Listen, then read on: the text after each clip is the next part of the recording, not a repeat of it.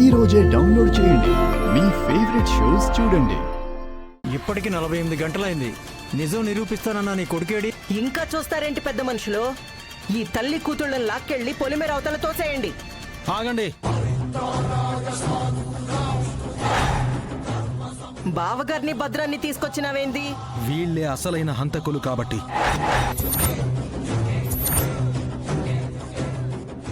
మా నాన్న హత్య జరిగింది మొదలు ఇప్పటిదాకా జరిగిన వాటికి అన్నింటికీ కారణం ఈ ఇద్దరు ఎదవలే. సాక్ష్యాన్ని అందరికీ చూపించు. చూడతా